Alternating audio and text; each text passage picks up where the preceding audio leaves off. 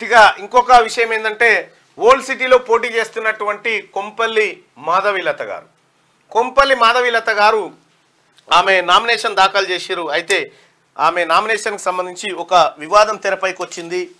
బహుశా మరి ఇది వాళ్ళు చూడలేదో ఏమో విపక్ష పార్టీ వాళ్ళు. కానీ కొంపల్లి మాధవీలత గారికి సంబంధించినటువంటిది ఇది ఎలక్షన్ అఫిడవిట్, మొన్న ఆమె దాఖలు చేసినటువంటి ఎలక్షన్ అఫిడవిట్. ఈ ఎలక్షన్ అఫిడవిట్కు సంబంధించి ఇది ఇట్లా పెడదాం. ఇగో ఇది ధరణిలో సిద్దిపేట జిల్లా గజ్వేల్ మండలం ప్రజ్ఞాపూర్ విలేజ్ దగ్గర సర్వే నంబర్ 356లో కె మాధవీలత ఆమెకు పట్టా భూములు ఉన్నాయి. ఎన్ని ఉన్నాయి? ఏం పేరు మీద ఉన్నాయి? శ్రీ రిసార్ట్స్ వారి ప్రతినిధి శ్రీ రిసార్ట్స్ వారి ప్రతినిధి కె మాధవీలత పేరు మీద ఉన్నాయి.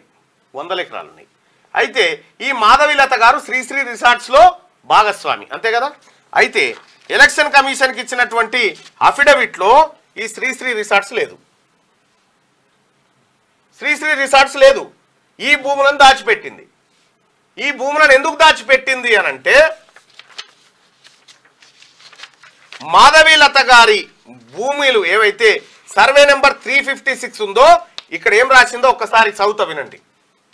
It is settle law and admitted fact that the sethwar is the basis record and main document which can be started as the mother of records for land to decide the classification of land.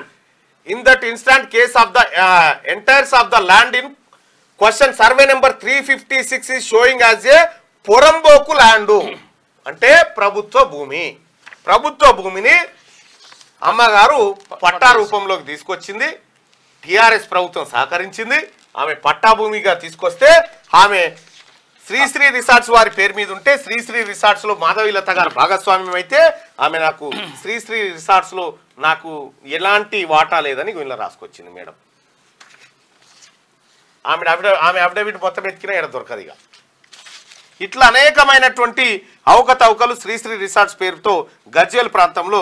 ఇది ఎక్కడదంటే మాధవీలత గారు plus గజ్వేల్లో ఉన్నటువంటి మీ మిత్రుడు ఒంటేరు ప్రతాప్ రెడ్డి గారు ఇద్దరు partners. ఇందులో TRS BJP నాయకులు ఇద్దరు కలిసి ఇగో ఈ దుకాణం తెరిచిరు గజ్వేల్లో.